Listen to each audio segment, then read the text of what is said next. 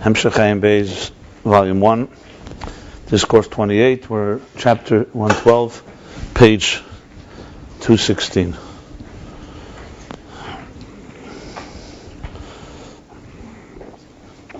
So the Rabbi explained how basically the Ma'er, the beginning of chapter 109, that says that the Matzeva, which means the monument or the pillar that Jacob constructed. So the language of the Ma'er is Matzeva Hakomis Malchus Mepchinis Nekuda Lasese Patzuf. Is the lifting or the raising of Malchus from a state of a Nekuda, just a point, to turn it into a Patzuf, which is a full configured structure. And that one line is what has been explained now in the last three chapters, what that means. So in chapter 109, he explained basically that is the different understanding of what the Nekuda of Malchus is, that is Keser Malchus, before Malchus begins to really blossom into a full-bodied function, full functioning body rather. And in order to make it blossom, you need to have a power that comes from a higher place. And it's Yaakov that has that power because he comes from Primius Keser, because he's the Kav. He's the Kav, I'm sorry, rather, the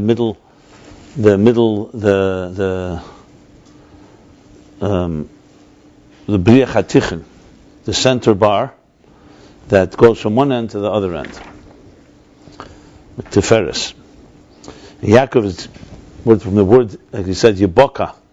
He pierces the passage, he's able to take all the way from that deeper place and bring it into Malchus, even though it's in its complete state of diminishment, Nekuda, and turn it into a Matzeva. That's the essential point there. We discussed many of the different levels there. It was very Kabbalistic and technical, but that was basically the concept, the idea. With the different sources from Yireh and stuff like that. In Aveda, meaning in our service, in our personal service, in chapter 110 and chapter 111, the Rabbi explained, first he explained that it means it's referring to Malchus, is referring now, we're talking about Malchus, not as it's not Atzilus, but as he said at the end of chapter 109, how Malchus descends into Biyah, which really means how Malchus is concealed. It's a divine force, and it's carrying the force of creation in existence, but it's concealed in Bria Tzir Asiyah. Because in Atzilus, like the kelim, the containers of Atzilus, as we've been learning, they're revealers. Even Malchus is a revealer. It's the lowest level of Atzilus, but in Atzilus it's still in the level of container. It's through the pasha, the garment, that cloaks, the curtain, that cloaks the flow. So now as Malchus descends into Biyah, the Nekuda of Malchus is now mistateres, it's concealed. There are two levels in it. There's how Malchus becomes the Keser, as you said, but it's still concealed, and then there's Malchus, how it spreads out. So Malchus is really the representative. Now the Nekuda, the point we're talking is representative of essentially the divine force as it manifests in creation. Which of course includes also the souls. Because Knesset Yisrael, Malchus is also Knesset Yisrael, so is the souls as they manifest in creation. So the souls in Atzilus, as they're rooted there, are connected, are united, as we learned earlier.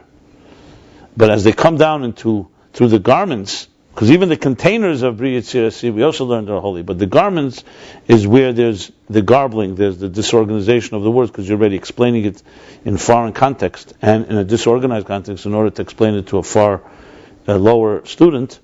That's where the trouble begins. Trouble begins meaning the concealment. So what is the concealment in Aveda? Concealment is, the first level in Aveda is where, the first explanation is where there's no impact at all. The Yetzer Hara, the animal soul, is complete full force. However, due to the Nekuda, the spark, there's an amunah, there's a powerful faith that overpowers the Yetzer Hara. Not that in any way it impacts that we shouldn't want the crass and coarse stuff in the material world, but the kriya b'peil. Also, he says this is like mitzvahs that we do without any intention or feelings, or deeper desire or feelings, just action. That's in Aveda the level of Knesset Yisrael, the Nekuda, as it's concealed in Biyah. So it's not completely, obviously, concealed in the sense we do have that faith, because he's talking about Aveda, there's something work, but it's a very immature and a very beginning of Aveda. Basically, this is Katnus, as he calls it. It's Malchus in a state of Katnus. If Malchus is really completely concealed, like Lavan wants, then there's nothing. Then there's no Amunah impacting us at all, which is obviously also a situation. He's talking here that there's at least some type of effect, there's some type of... that's one. Then he goes, and then Harchavas Adas, when a person matures and begins to appreciate what it means to be connected, they're not just doing it like a child, by purely based on faith or based on blind faith or action alone. Harchavas Adas, that's Hakamas HaMalchus. That's the development and maturity of Malchus. Then the second explanation, he goes on, he said, V'gam yesh leimer. Initially I thought it was different explanations. I think there's some overlap, because Gam yesh leimer doesn't always mean be'efanach. It doesn't mean necessarily a second explanation. It could be Gam yesh leimer, and more can be said about this. And when he says the Gam yesh leimer in chapter 110, is we're talking now about hislapshus aras hamalchus b'chinas keich hapel b'nifel. That's the helen v'hester she'en elikus nira v'nigla. That means we're talking the overall fact that godliness is not obvious in the material world. As we see, that even though soul comes down to this earth, the divine soul, and has a purpose, but it's concealed and trapped in the darkness of the Nefesh Habamis. I was thinking how this is why is it a Gam Yesh Leimer? Isn't it seemingly the same for the first level? But I think first of all it's broader. He's not just talking about a particular level of a beginning of Aveda where a person Katnus is immaturely beginning the journey. And secondly, he's talking a lot more about how here is not that the divine soul is concealed in the animal soul. So we're talking much more of fuller blown relationship here. Anyway, the bottom line is it's concealed. As a result, as he said, this is how Esther, this is how the soul is in a state of Esther concealment, as opposed to Rachel, which would be how it's revealed. So when it's revealed, what you have is a certain bittul and kabbalah, like it's saying, like Rachel l'fnei gazazel nelama. There's a certain silence, a certain subjugation, natural, to things that are divine. But the problem is when it gets trapped in Esther, which is like Shoshana, which is like a rose among thorns. Here, this desire, this natural desire of the soul to elevate, is now in a prison, so to speak. Actually, he doesn't use that word in this chapter, sorry. And this, in simple terms, means that when a person is going to work, for example, instead of focusing on the purpose, the real purpose, l'shem shamayim, that the reason you're working is for a different, higher purpose, they focus on the work and they're completely immersed in it. So here you have, what you have here is that this is the concealment, and yet there's still a nekuda at work, there's still something there. What's the nekuda? That ultimately God, through Yarav Muruch Mamorim, that there's a power from above that awakens the rotzen that is concealed and trapped within the animal soul. Okay. Basically, it's as he says, the nekuda of primis halev, the chenius halev. There's different levels. That's what he finished in chapter 110. In chapter 111, which we learned last, he says, "V'eid yesh leimer," and here he goes into really explaining Malchus as in a fallen state. So again, I don't know if it's a different interpretation, because there's really not many parallels. However, the word hakoma and nefila and hakamas Malchus, that word from Ma'ir to Eir that I mentioned, is far more addressed in this chapter 111. So what does he say? What's nefilas hamalchus? That's v'tipul l'fnei raglov. That Esther, in Zman HaGolus, time of exile, we're not standing upright, face to face, and experiencing the divine. We're subjugated. A simple level. We're subjugated to akata avda adachashvereshana. We're still servants. We're still under Shibud Malchus. So there's still an element of subjugation to the opposite, where we literally Esther has to fall by his legs, which means that she's in a state of fallen state. What is that in Aveda? That's how Malchus is in a fallen state during exile. So to explain this, you have to by contrast. Bisman bias, there was the Gilu. time of the temple, there was all the revelations. So then it was in a state of hakama. And he explained in detail that Elokus was revealed, and it was in the form of ponim beponim. Explained what that means. That the inner faculties are revealed, and there's a connection to the face. The outer face reflects what's going on in the inside. And both in Riyah and Shmiya, both a type of resonance. That Ruchnius in general was was natural, and the material was secondary. And also Shmiya, a comprehension that was completely permeated and affected them. And not that you had to go work on and overpower the emotions, the heart. The heart went along. In contrast, that's a state of Hakamas Malchus. That's when Malchus is in a uplifted state. And Nephilas Malchus, Sukkos David, Nephilas, is when Malchus is not in that state. Where materialism is natural and spirituality is the novelty, is novel. Where spirituality becomes secondary. And we're immersed in this material world, and even when we have revelation, it comes with a strong effort and exertion. It takes a lot of work of contemplating, thinking it through. And even then, it also dissipates after davening and so on, and moves on. This is a state of nefila. So the soul on its own is in a state where it's like a flame. It's a flame that is reaching upward and constantly connected to its source. But when it comes in this world, it's trapped. It's trapped like in a prison, hostage, and in a state of a fallen state. Yet, we say every morning, Hashem is Semech Neflim, Mater Asurim, and Semech Neflim. He frees the prisoners, the imprisoned, and supports and lifts up the fallen ones.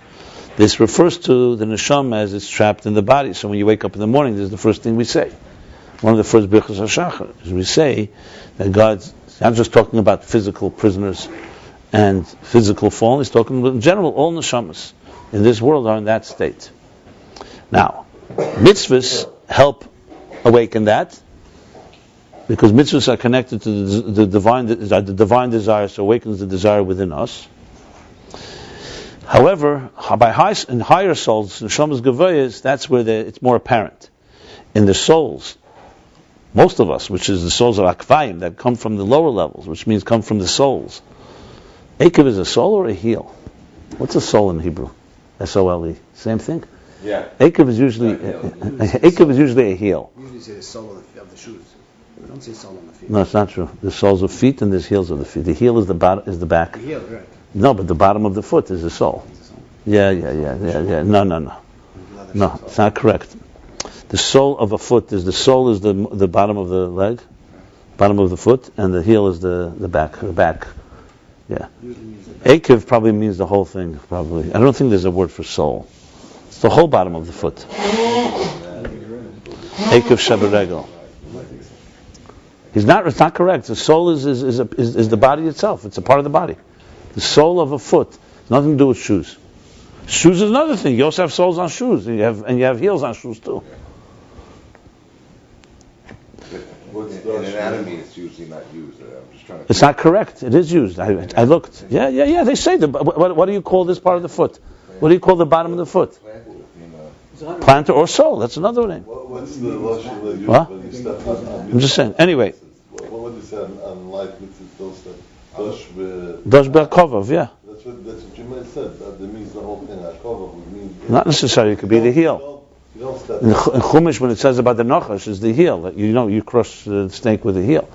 It may be okay. We could look it up. Anyway. Okay, so does that mean the heel or the soul or the whole thing? Anyway, the bottom line is that lower souls, it's tshuva. And you saw nigon ela b'tshuva, because tshuva is what creates that awakening. S-O-L-E. Yeah, you're spelling that.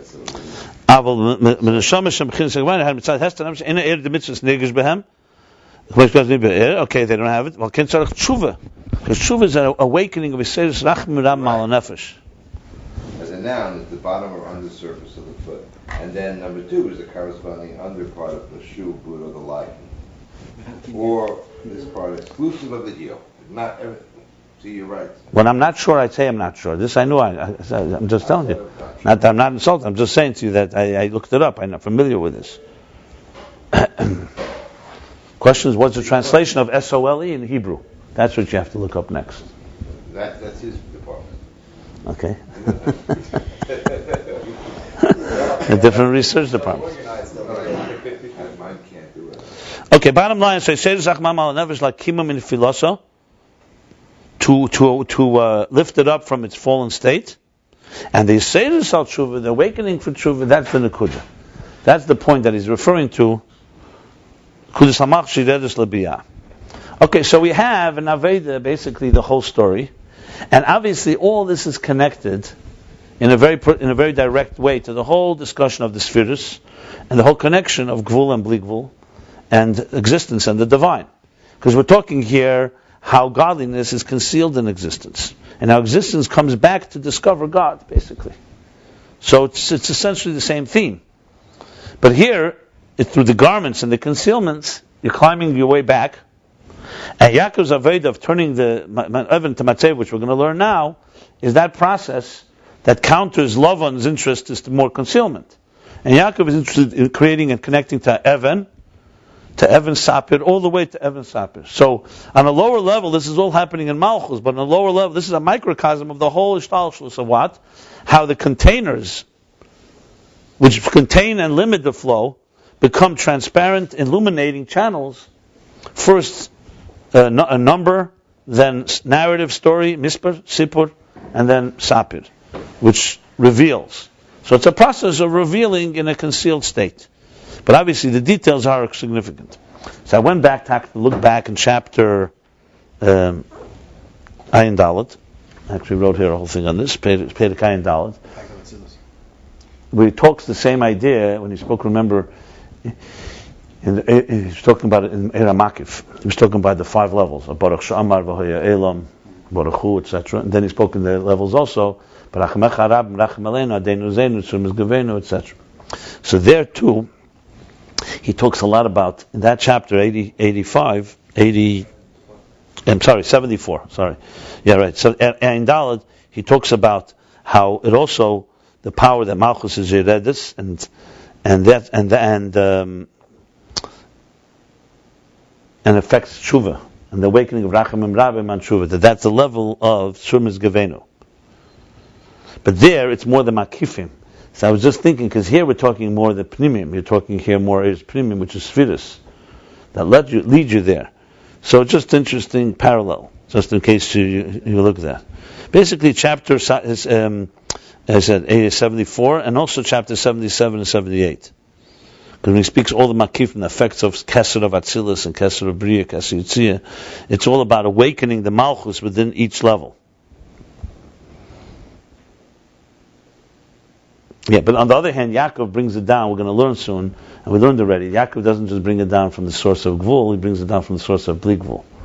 So really, the power to awaken a soul in its fallen state is not just from the spheres, from the Eres HaGvulim. It has to come from the Pnimis HaKeser. Yeah, that's the soul. So now we chapter 112. Is Suliya. What is that? That's the whole. In Hebrew? Of the bottom. In Hebrew? Yeah, Suliya. But that's a modern word. That's not from the. That's modern Ivrit. I'm talking about Lashon Kodesh. A lot of words in Lashon Kodesh, a lot of parts of the body in Lashon Kodesh don't have a specific. No, that's what I'm saying. It could be Akev is the whole bottom. It's not the modern word, Suliya.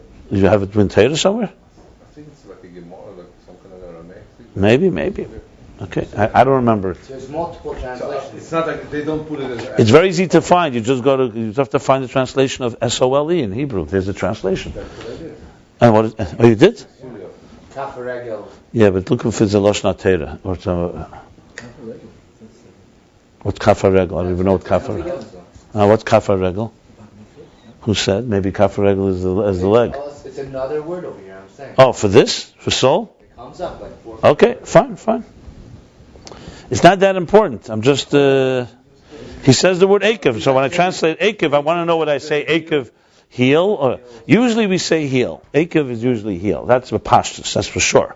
The question is if it also includes. Maybe it doesn't. Look up Akev, what Akev is in English. See if Hebrew, the translation of Akev in English, if Akev includes soul. Anyway, I'm just looking for the precise words, okay? But that's not the Gein Achdus Hashem, you understand? The difference in translation. Maybe in a very No, because we're kochen sich more in this than in the I just want to, can we get back to... Okay. very fine level in life. Okay, if you can find that. Let's first figure out what is obvious. Page Reish Tezayin 216, chapter 112.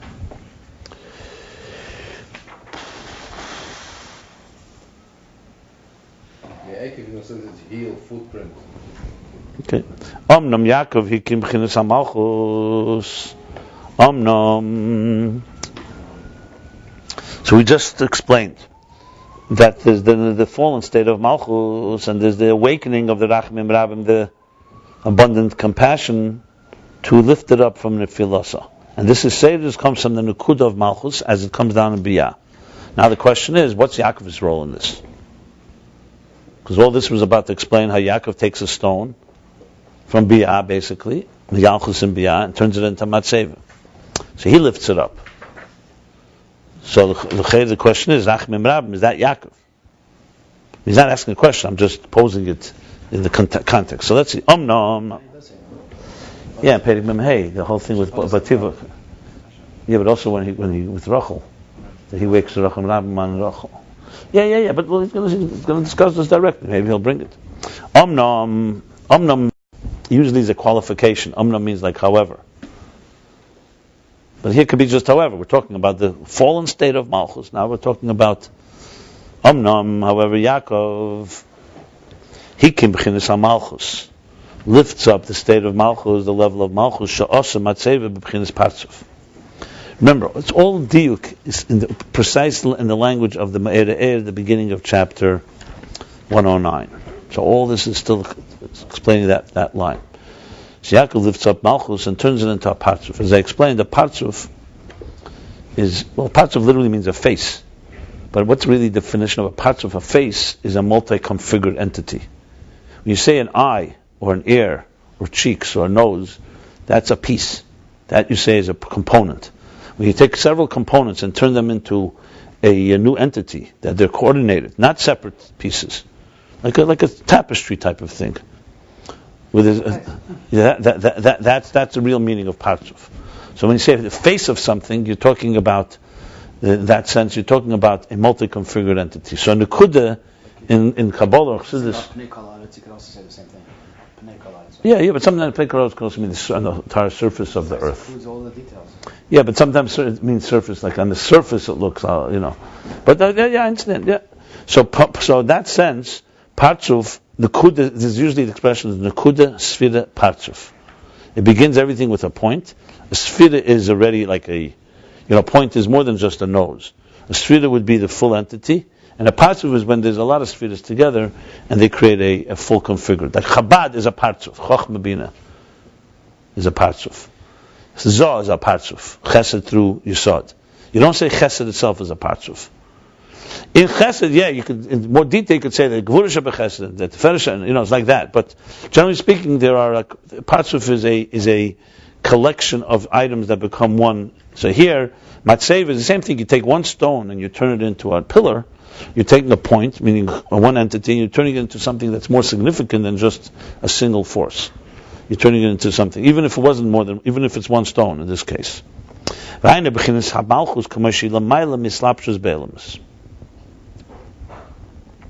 what Yaakov does, it looks like is even more than what we learned till now. That means Malchus, how it's higher than manifesting in the worlds. So Malchus is the Nekuda that comes down to the soul that's concealed and trapped, like in prison. And the fallen state is the Nekuda. Yaakov takes it and lifts it. He lifts it to a place that's higher than Ishlapshus Be'elamis. So it means he's lifting the soul to a place of its source. Remember before we said Makar Chetzva. The source is where it was what do you call the Hun, before it was hewn off, the stone from the mountain. Because now, what manifests in the world is only a reflection. The to use the language of the souls before, when a soul comes down into a body, into this material world, it's a reflection manifests. The etzem of the soul is really beyond manifesting in this world. It's connected to the soul, like we say, chiddush b'nefesh, or etzem nefesh. He's not using nefesh here, I'm just using it as an example. But the core of malchus is higher than being enclothed. See, the word mislabish is also levushim. And relative to biyah, to bria tzirasiyah, this malchus is called seviv, meaning the root of malchus. Seviv, meaning transcendent, above, surrounding. It's not internal. Because your name is exalted, your name is nizgav, is lifted, is exalted. The b'chinas shmoi atzmei hu nizgav. Doesn't say nizgav shmoi that you God are. It says your name. The name itself is nizgav. Umarumam, and above and beyond elements from the worlds. V'rak heide v'ziv while eretz v'shamayim. And only the heid, a reflection, a ziv. Two different words for reflection. Heid sometimes is beauty, but basically it means a glow, an afterglow, or a reflection. Is al eretz v'shamayim. But shmei is nizgav, is beyond, and shmei is malchus. V'zeh shekasav Yirmiyahu Yud Yud. Okay, he brings the pasuk. Elikim chayim u'melech elam. This is what it means when we say Elikim chayim, the living God, u'melech elam, the king of the universe. Pirush. What are these two meanings? What are these two? Elikim chayim u'melech elam. Mashu Elikim chayim. Pirush is what? He's a living God. Shenimshich memenu chayis lichiyes mislabish b'chol nivra b'pnimiyos imamish. When we say he's Elikim chayim, what it means is not that he's a living God. It means that he's a God that gives life, that from him transmits energy, life, to manifest in every creature internally. So it's like literally internalizing, injecting energy internally into each creature. That's why it says the name Elikim here. Elikim Lashon Rabbi. By Havai, you don't say there's no Lashon Rabbi. Elikim, we say Lashon Rabbi. Elikim is also Gematria HaTeva. It's because how God, the divine energy manifests in existence. Lashon Rabbi. Al Shem Ribu Yischalkus Achayis L'chol Nivra. How could you call many gods? Elikim means many. Elikah is one. Elikim literally means gods. So it's not gods. It means the godly energy that is manifest in all the details. So therefore you call it Elikim, many forces, so to speak. Elikim is Balakechas V'Yechelis. Many forces, many powers. So Al Shem Ribu Yischalkus Achayis L'chol Nivra Kaneda. It's named as this way on the Ribi Chayes, on the Ribi's Chalkus, on the multitude of distinctions of energy in each creature as it's known. So that's how he teaches. So Elikim Chayim, meaning how God manifests, how the divine manifests, the divine energy in existence, it's only in a form of Melech Elam. That's what it says. Elikim Chayim or Melech Elam, that is only Melech Elam. Why no? Hainu b'chinas HaMalchus, Sha'ara b'chinas Malchus, Nimshach Liz b'chinas Slapshus. So in other words, it's how Melech is Elam, not Melech as he is on his own, but how he's the king of the universe. Meaning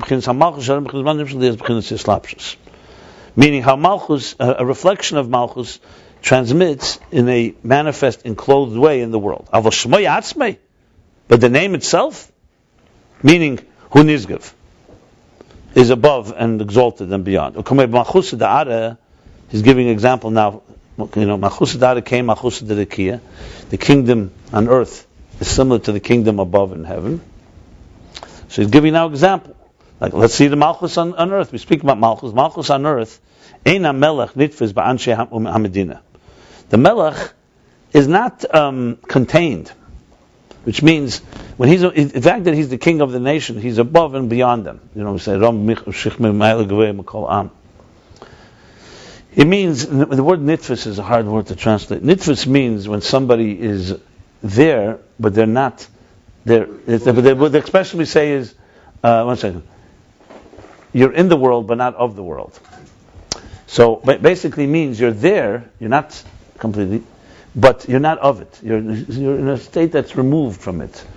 And deeper levels, we speak about atzmus, and atzmus is not nitfis, means when we as human beings make a choice, or we're involved in something, you're involved in it. You cannot be involved and not involved at the same time. If you're detached, you're detached. It's true you can be involved only 5%, but that's because then you're not involved really. You're only involved. But when it comes to a kurs in higher levels, you could say it's completely involved, but not involved. Meaning it's not defined by its relationship. So it's not defined or shaped or and so on. It's used sometimes in the highest levels to explain Bechira and Atzmus. How Atzmus is not nitfis in his choices. So he's like, because he's not dependent on it. You see, when you eat a meal, you're nitfis in it. You have to be, because you're dependent on it. You need the meal. You need the food to go into your mouth. There's no other way. With God, the Atzmus, he doesn't need the food. So if he wants something, it's purely because he wants it.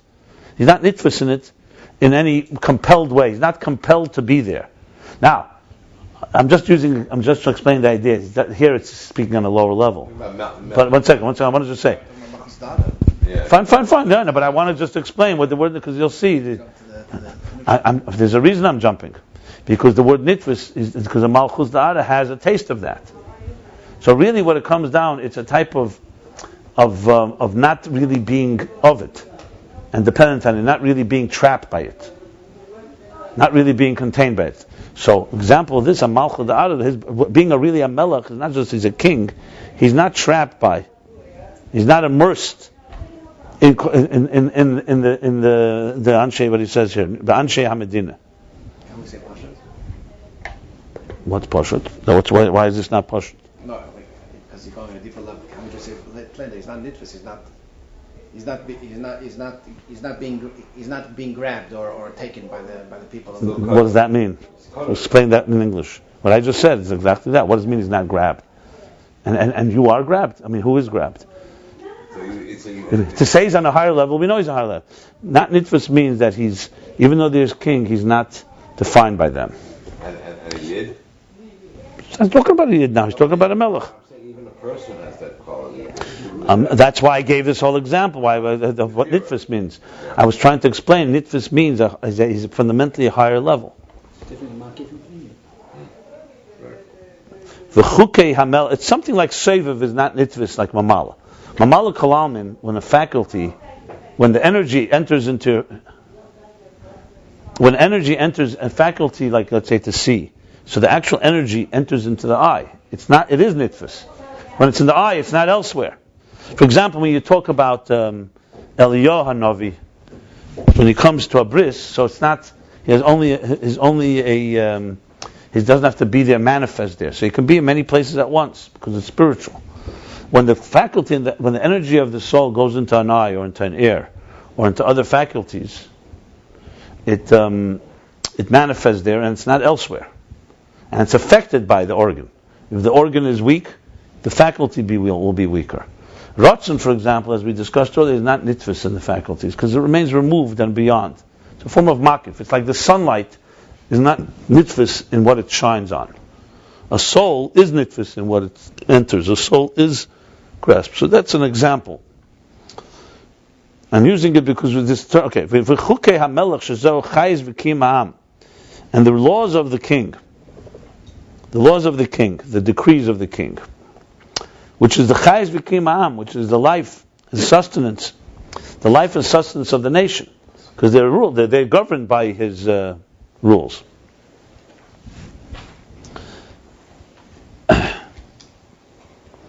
Harizadak ha'ara is only a reflection of the king.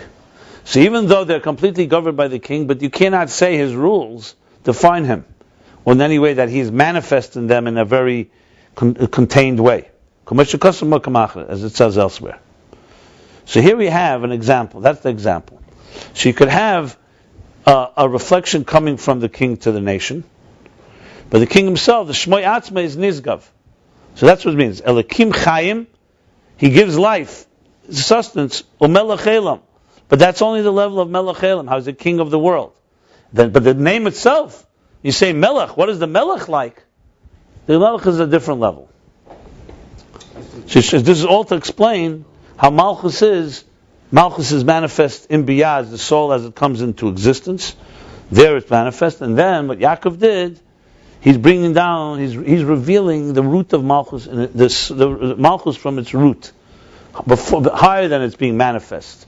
So even as we are down here, the Nakuda that's concealed has within it, and Yaakov is drawing down its source, which is. That's its root. Well, he says the word.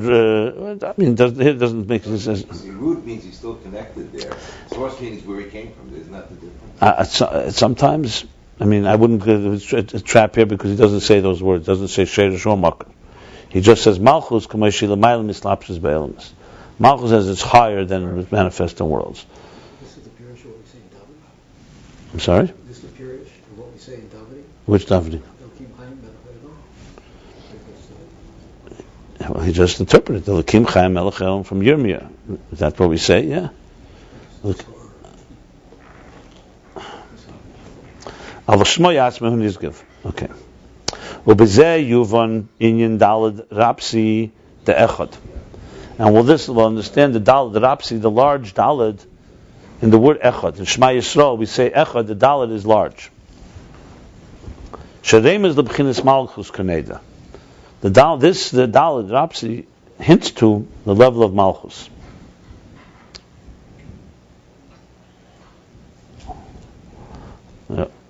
Im kein tzarich lemer.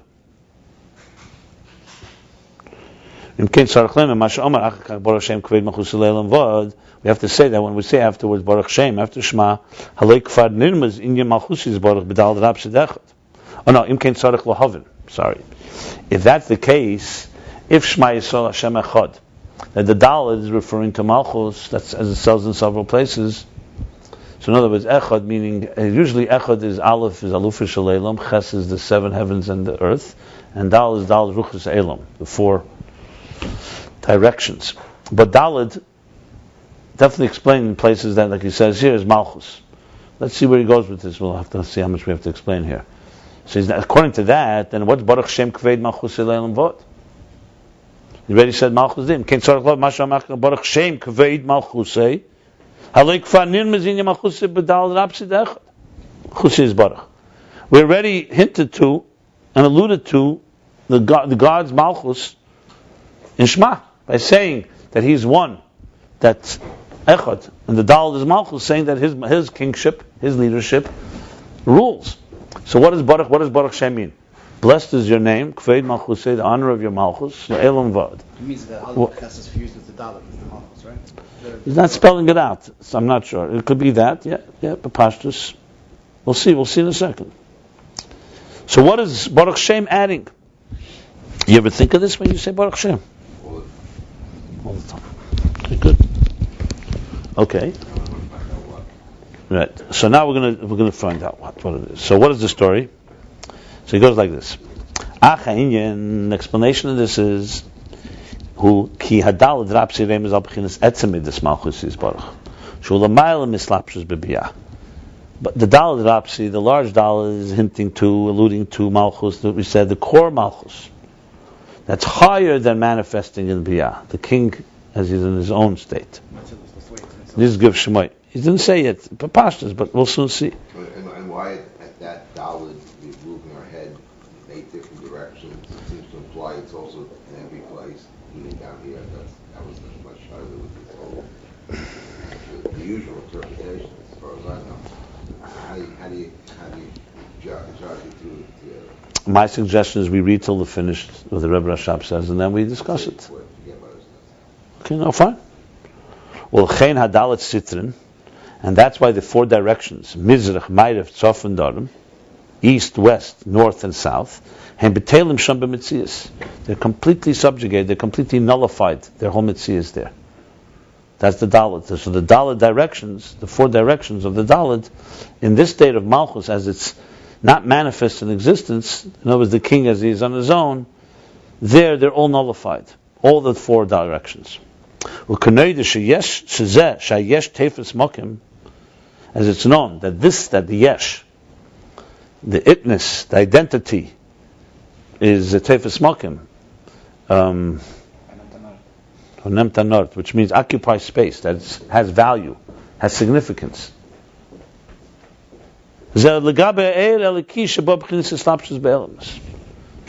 Yesh has a place and has a place only compared to the divine energy that is manifest in it. So, for example, divine energy that gives you and me life, or gives life to any part of this existence, it's clearly giving life, so it's giving you value and recognition. You have standing. That's the thing. You have a standing, because that's the whole point. The Elokus wants, when the Eibishter says Yehi Oyer, Oyer has significance. But if you go to the Eibishter before he said Yehi, or the level that he's not manifest in Yehi Oyer, then it doesn't have significance. Not that he doesn't want it, but it means to say he's removed. But Yehi Er means that he's invested in saying the words Yehi Er, so there's a divine force, like he said, Elokim Lashon Rabim. That's why it's Elokim Lashon, because you could say, one second, Elokim is removed. He's saying, he's giving energy to a bunch of things, but he's manifesting in them. That's the key. So that's why even Elokim, the name Elokim becomes Lashon Rabim. Not just that he's giving energy. You could say Elokah, and he's giving Chayis to 1,000 creatures.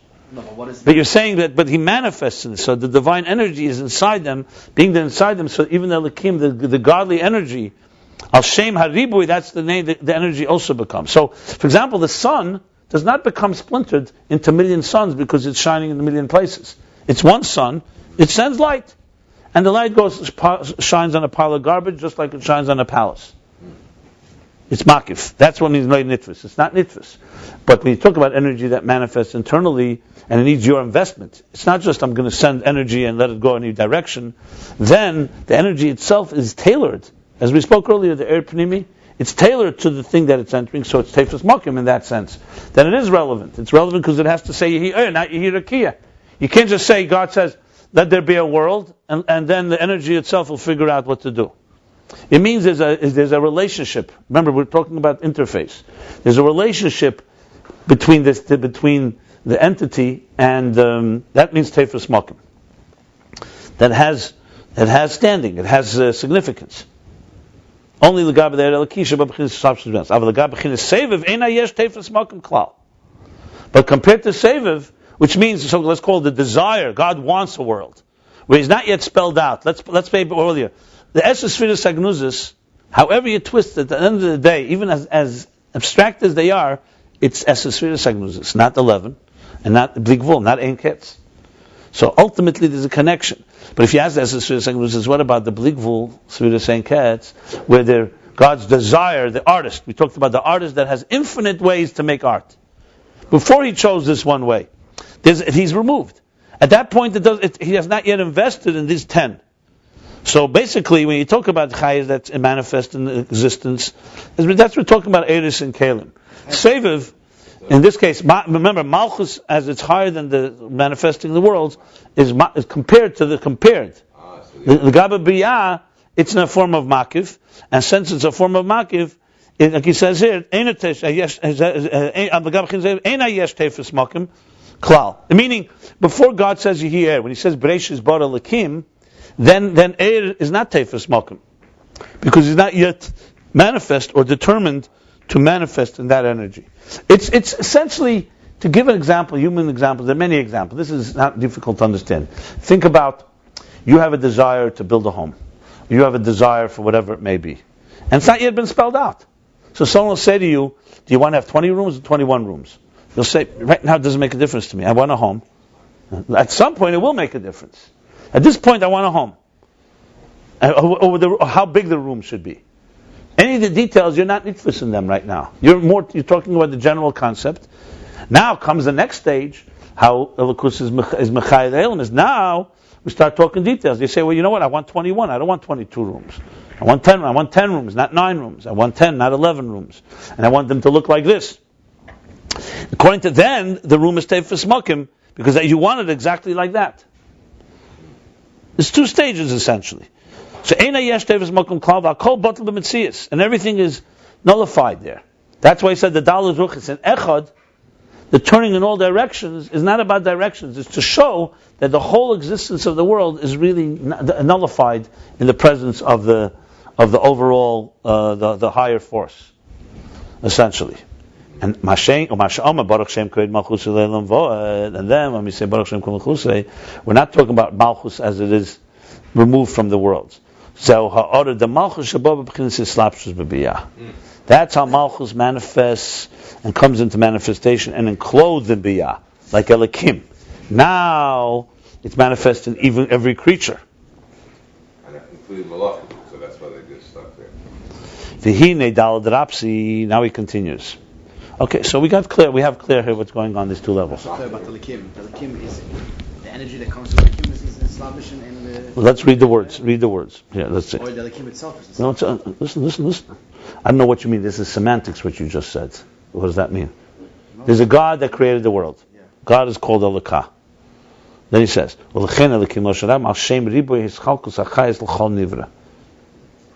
so I'm asking a question. Why do you call him Elikim? Just call him Elikah. And he gave chayes to every... No, because he manifests inside them. So therefore the energy itself is called not just Elikah, it's called Elikim. The energy is the energy. Like it says, Bal HaKeiches Vayechelis is the Lashon Shulchan The energy Aruch. is the Likim. It's not from Elikim's coming. Both. From an individual. It comes from a divine source. For every little thing complete in its full form. And as we're looking for an outside observer, we can say Elohim for the whole world. No, we're not saying many gods. We're saying many divine energies. Right. But the name, but it's, you use Elikim. You say Bereishis bara Elikim. So what it literally means, Bereishis bara Elikim. In the beginning, the world was created by gods. That's how you would translate it literally. Yeah. Because Elikim is Lashon Rabim. But so the point is, what does it mean? Why is Lashon Rabim? It's created by the multiple forces of God that manifest in the world. But even God himself is called by that. No, but you're not saying Elikah created many things. You're saying Elikim, you're using a name of God, and you're saying Al Shem, because this divine energy actually is invested in each element here. That's why the Greeks had to be translated. Very, very interesting. Now what is this large dalet? Why is it large? So this is the gadlus hadibur, Vukeich hadibur. This is the maturity, and the dibur in its full blossom, a fully blossomed dibur, Vukeich hadibur, and this is the power of dibur, of speech. Now remember, MALCHUS is dibur. B'dvar havaya shamayim nasu, dvar Hashem. So dibur is the way God creates. Remember, by dibur, by God, dibur shel Kadosh Baruch Hu chashiv ma'aseh. So when he speaks, it's like action. So machshava, when you speak the thought of the divine, divine thought, like the thought by us, is to yourself. It doesn't yet create. Dibur is already how the manifestation is already on a level that's created. But there's malchus as it is higher than manifestation. So it's like a dibur, like the king is still speaking on his level. And then there's how the king gives a decree. So he explained the decrees of the king are how they manifest in the worlds. And the king himself is beyond that. So now he's explaining the dalet opposite. What's the dalet opposite? So he calls it gadlus hadibur and keich hadibur. Now what's the explanation of kiyudua as it's known? Malchus, the way the dibur and Malchus, the way it's in Atzilus, it's like God's talking, and there's like someone's talking to himself, or someone's talking to his wife. Let's see. We'll see. But he's going to discuss it. Ukiyudua, as it's known, the eishis hadibur hakfuim bepeh. It's known that the words of dibur of speech that are kfuim bepeh means that they're permanent features of your mouth. That's literally what it means. Kfuim doesn't mean you speak all the time. It means kfuim bepeh. The mouth has the different sounds. So the eishis hadibur kfuim bepeh himrak amshachu v'izgalus ma'eishis haruchni shebenefesh. They're just a transmission and a revelation of the letters, the spiritual letters in the nefesh, in the soul. So kfuim bepeh means when you say, for example, we have the five palates. Huh? Yeah. The five different ways that we take it. Whether the five, what are they called? Gutturals. Now the five hey mitzois hapeh. In many places, it's a common thing. It's whether you use the lashon, the tongue, etc., the palate, the lips, Mouth, tongue, teeth, lips, throat. Right, exactly. What are they called? Hey mitzois hapeh in Hebrew. The five gutturals? Is that what could it be? I don't know. I'm not sure. So these letters, when I'm saying now a word, right now you're hearing my mouth speak. If you think about it, it's like a miracle speech. Like I'm saying words, and for some reason it's able to communicate ideas, and you can understand what I'm saying, hopefully. And I think I'm understanding what I'm saying. So it's like interesting. What is going on here? So it's not like we're if we were mind connected, like you read my mind, I read your mind, you could say, okay, we're on a level of ideas. But here you take literal speech, which in a second you can just start garbling and say words that are meaningless. It's like literally physical tools, and they're in some way expressing an idea from a deeper place. So what he's saying is that the letters that are kfuim bepeh, meaning our actual tools, there are a reflection of letters that are inside your spirit or in your mind. So these are just expressions of inner expression, so to speak. You have to say that, because it's not like just it's not a machine that just starts talking. The words are connected to somewhere. They're coming and expressing from somewhere. So you have to say that, like right now, I'm even thinking about it. How fast can you express an idea? You can just start speaking and just expressing what you're saying without even, it's instantaneous almost. I'm not talking about you have to prepare and you really think it through. I'm talking about right now we're having communication. You say something spontaneously, you say something. And I'm talking about intelligent comments, which exclusively dominate this table, right? So intelligent comments, that it means if it's coming so quickly, it means in some way there are letters inside your mind that are finding some way to communicate to your mouth and tell your mouth to move this in this way. It's all happening in a split second. But that's clearly what's happening. If you slow down the process, super slow, what would be happening? There's something in the mind that's processing something. It's sending messages, and you have in your mouth the ability, which again is miraculous, to just express it in a way that you and I can understand it. Now we speak English. Others will speak Russian. This one will speak Hebrew. That's just a matter of what language you speak. So it's pretty miraculous. You look at children, for example, by 2, 3, they're speaking. Which everyone wonders, there's a big question in linguistics. How? They're speaking. So clearly they have the ability to speak earlier. It's just that from their parents they learn the words. But it's not like if you had to teach a child from scratch, if they had nothing inside them before, it wouldn't be 2 years, it would take a lifetime. So clearly there's something inside of us that we understand. Like, children begin to understand before they speak. When they're born. Yeah, it's true. So there's ACS, basically there's ACS benefesh, that's the point. Except they're not letters that we can identify. And God forbid you have children, for example, that have difficulty speaking. That doesn't mean they have no ideas. That doesn't mean they have they physically can't express it. They may be shy, as we spoke, or they may have physical impediment, or whatever it may be. But so whether you're going to speak French or English or Russian or Hebrew, that depends on your parents. But that's only the way of expression, what words you're going to use. But the idea of expression is clearly the child has intelligence before it has words, basically, is the word. Then the words develop. So he's basically saying here there's like almost 2 levels. There's the speech as it emerges in the kfuim bepeh. Shehem nakam shachav is galus me'esis haruchnim or haruchnim shebenefesh. Shehem, they're only a transmission and a revelation, like he said about Boruch Shem. He's speaking now what the dalet is. So we're going to speak about dalet. That's how the dibur is in Shema. That's how MALCHUS is on its own. And now there's dibur how it comes out. So he says they're only a reflection of the esis ruchim, of the spiritual letters, which have not have no physical expression. It's almost like if you're thinking to yourself before you speak. So you can even say it in words. Shehein hachov beis esis shebenefesh haklulim ba'atzmusei.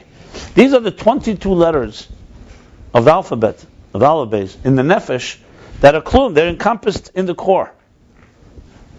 Now, hard for us to really relate there because we ourselves don't even know what they look like.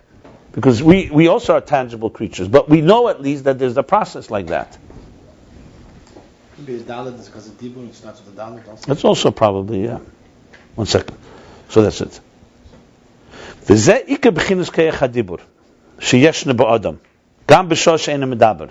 And this is the primary level called the power of speech that a human being has, that exists in a human being, even when he's not speaking. We say you're a medaber. When we say a human being, we say demim tzemeach chayim medaber.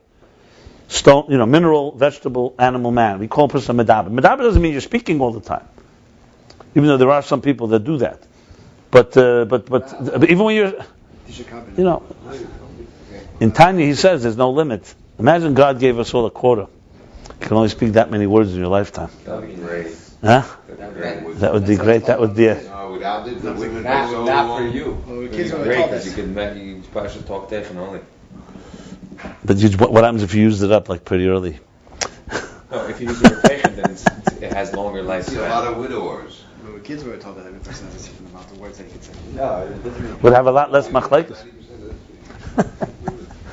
We'd be writing a lot. Well, that's what he said. Anyway, it's a nice thought, but it's not the way it is. Well, you know, they say that the husband comes home to his wife and says he read today an interesting thing, that women speak twice as many words a day than men. Men speak around 15,000 words a day, and women speak 30,000 words a day. So she says, "Of course, I have to repeat everything twice to you." You know, tell this to your wife; she'll like it, right? She'll say, "I have to speak 3 times as much. I have to speak 3 times." Okay. So this is a very interesting piece here. Okay, so that's why we're called medaber. So we say when a person is a dibur, it's not just speaking. You're not just a speaker when you speak. You're a human being that has the power of speaking, because they're always there. The letters, like he says. So here, yeah. So he says, "V'zeu ikar keich hadibur sheyesh nebad gam b'shah she'ena medaber." He's talking about keich. Remember, he said the dalet raps is gadlus hadibur and keich hadibur. Gadlus hadibur v'hu keich hadibur. Gadlus hadibur means not dibur in its. Remember, he said katnus and gadlus and the kuda. You have to remember, and maybe I didn't elaborate enough, because it's really Kabbalistic language. When you look in Kabbalah, like these words, we learned them er. Look, we're ready. 1, 2, 4, 6, 7 pages just to explain one line in Kabbalah. What is the line? The line is that when Yaakov is Evan Lematzeva, that Meir says,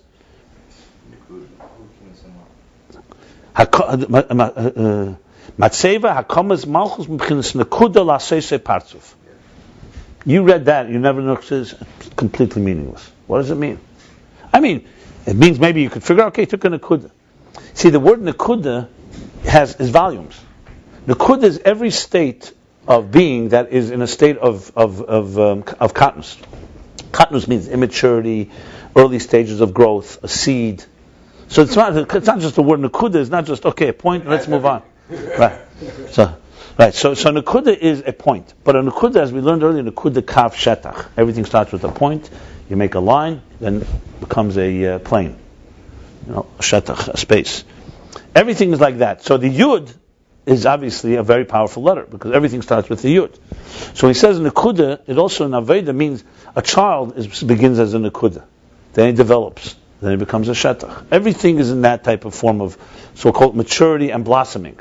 Seed, development into a full blossom thing. It's usually 3 stages. Nekuda kav shetach, nekuda tzfira partzuf, ibur yunika moichin, which we learn later. Nekuda what? Mutva murgish muskel. There's many levels. Nekuda spirit? Nekuda tzfira partzuf, and so on. So, bottom line, the word nekuda is more than just. So therefore, we spoke about it from the previous chapters. Nekuda. What is the nekuda? We say pintal yid even. So it can be completely concealed. So the way the nekuda, the point is in biyah, in the material world, in the created world rather, it's in a state of, in a lower state. When you say gadlus hadibur, you're saying dibur in its full blossomed, its full mature state. What is it? It's really the dibur that's in the nefesh. What really, where the words come from, not the words themselves. Okay, so here we go. So this is the way it is, even in human being speech. Now he's going back to above. Dibra Elyon, the supernal speech, God speaks, or God speaks. Same thing as Dibra Elyon. Chav Beis Asis, because the 22 letters of the Hebrew alphabet are not man-made, these are divine letters, divine channels actually of expression. So how does it work? From the bottom up, we hear the words. From the bottom up, you hear a word. But you realize that word is rooted in a source, in a place that obviously is going to be beyond words. But there's beyond, remember as we spoke before, the levels of Kreich HaMaskil, remember we said Seichel, conscious wisdom, unconscious, unconscious, to a point that's beyond, you can't even call it Seichel. But there's levels. The same thing with Dibur. When we hear speech, there's what you hear the words. These words are rooted in the source of words. in the soul, and it goes all the way back. So he's going now he's really speaking two levels here. So he says the same thing as Dibur Elyon. Hem Chav Beis Eis Shein Chav Beis Mini Hamshachas. What means 22 letters? Letter is from the word Asa Baker. It transmits. It's a channel. So he says there 22 letters means 22 types of transmissions. Vizgalus Chayes Shenis Zemezeh, and revealing of different forces, one different than the other. Shehem Chayes Kol Elmas. That's the Lakim. That each one channeled, that from them, Shem Shehem, that they sustain and energize all the worlds. Like it says, Va'ato, and you energize them all. So he says now, what's Va'ato? Ato hina esis ma'alef atof. What's Ato? The letters Ato. Aleph, Tof. Then there's a Hey. V'hei mitzayis. That's it. Aleph, Tof, from Chav Beis Esis, and Hey mitzayis are the 5 gutturals. 5, I think it's gutturals. It's the 5 different tools we have. What are they? They are the lips, the throat, the tongue, the palate, and the teeth. Right. So there's like, for example, Acheh. Aleph, Ches, Hey, Ayin is the throat. Gichak is the... No, Acheh is not the throat. Acheh is I know the Lamed, Beis, Lamed, Pei is the Lamed, Beis, Lamed, yeah. Yeah, the Bumf is the lips. And Gichak is the Gichak. That sounds like the throat. Okay. Yeah. Anyway, the different letters have different. So the Hey Mitzvah Sapeh, I think so. So so bottom line is, the different expressions of the mouth are actually different tools. So Ata, that's Ata. You hear? Baruch Ata Hashem. That's Ata. Aleph, Tov is the 22 letters. Aleph through Tov. And the Hey are the 5 different gutturals. Who cares? I mean, it's saying... What are you talking about? It's the highest level. Who's that? Right, here it's saying Ata Machayas Kulam. You have to... You're showing your broad knowledge of Chassidus that, someplace Ata sometimes... Ata Haresh Ladas means Atzmus. Asking, we're not showing that. Oh. Yeah. My right now, this is the interpretation of Ata Machayas Kulam. It probably has other interpretations. Ata Taka does mean Atzmus sometimes. You say Ata Reisa, Ata Du, Atzmus. Only Atzmus can be called Ata. But that's... I wouldn't mix it here.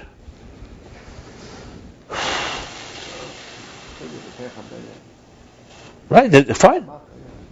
If it bothers you, you could find that everything is hulavade bekeich v'yicholta. Yeah.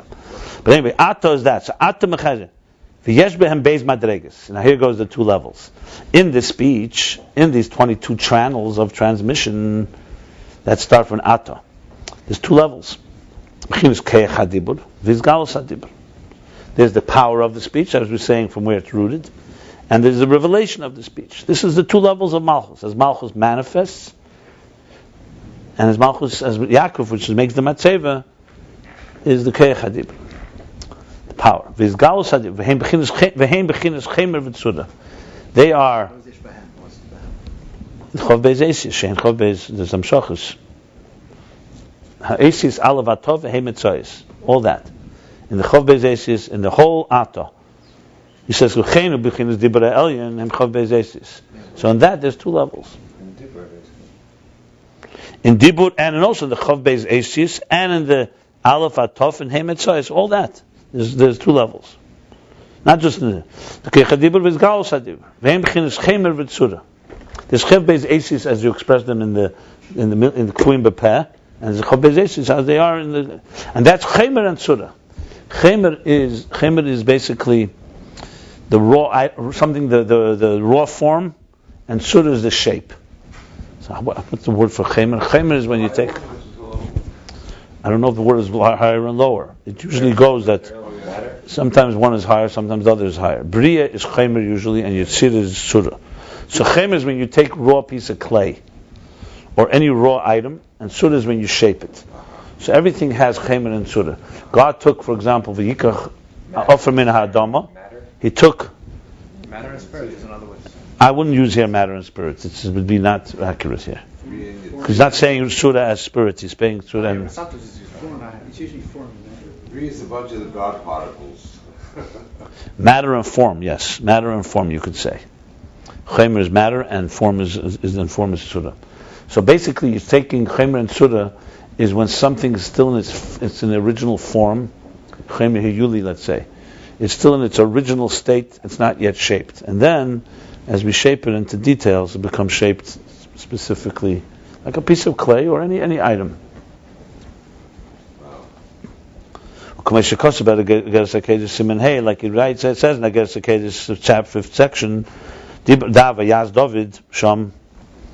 So it says, Yaz David Sham, that's the name of that Ageres HaKedesh. The Chemer Ha'esius Uchitzenis Hevlalev Sha'asa Keil, that the Chemer Ha'esius, the raw form of the letters is Chitzenis Hevlalev, is the outer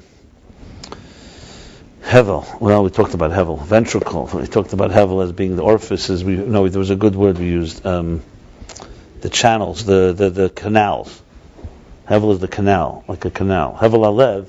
Hevel usually is an empty space. So you have like an empty space. The Hevel Alev, a cavity. Yeah, the cavity of the heart. So the outer cavity of the heart. Sha'osa shenasa keil. In order to speak, one of the things in speech is two things. Is like this. The speech is how it's expressed in actual letters. But if you don't have a breath, if you don't have a force, for example, some people, probably breath. Yeah, the breath of the heart.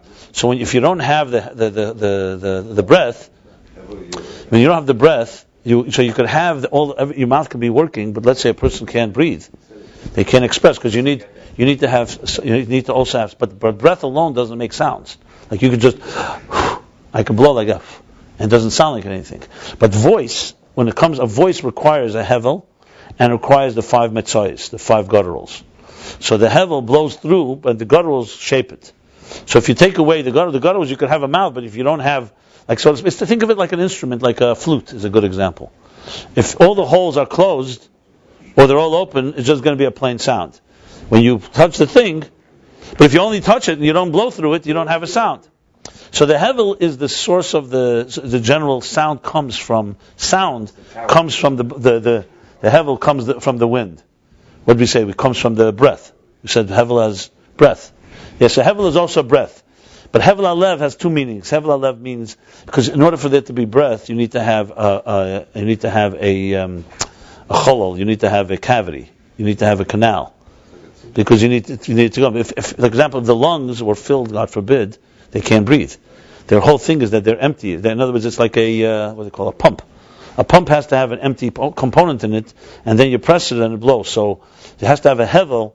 Is both things. Hevel means breath, but hevel also means like the pump, the empty space. So anyway, so the hevel, so it goes like this. It goes that becomes a sound.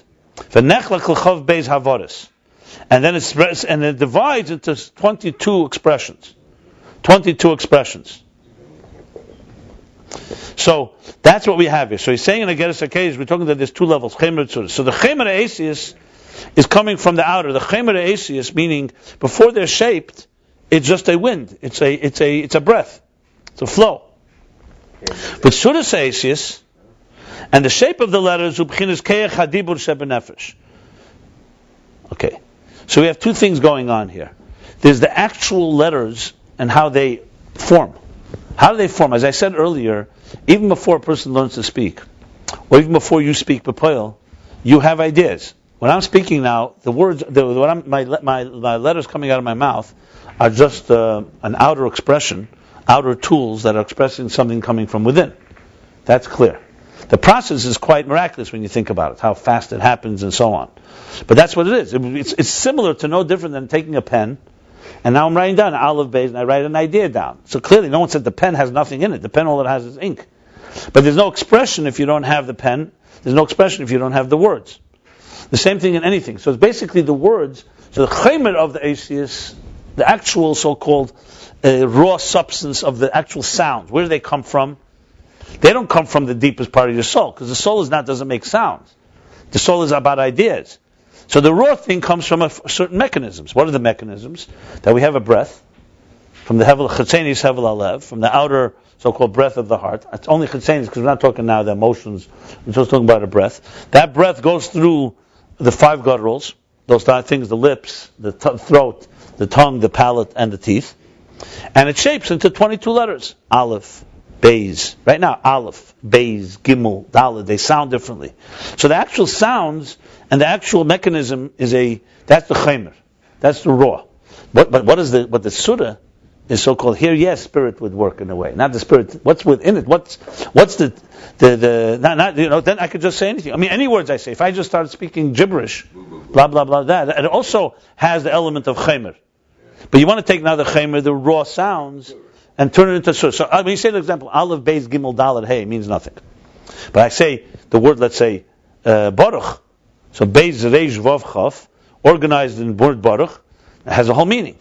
So the Surah, meaning the shape, the inner form of it, not the raw letters and the sounds, that is the Surah, that he says. Surah says, that's already the power of speech within the nefesh, which means the nefesh's ability to communicate, to comprehend, to express an idea.